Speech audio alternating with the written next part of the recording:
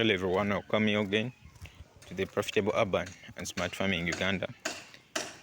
I'll bring you some of the crops you can plant in your backyard gardens. There is spinach, can do well. There is sukuma wheat, can also do well. Tomatoes can do well as well. Then you can mix with the real flowers. But these are some of the crops which can do well in backyard gardening. Our health needs vegetables, so keep using vegetables.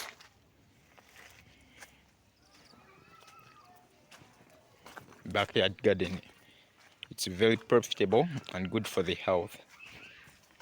Thank you. Don't forget to subscribe to our YouTube channel for many more agricultural tips.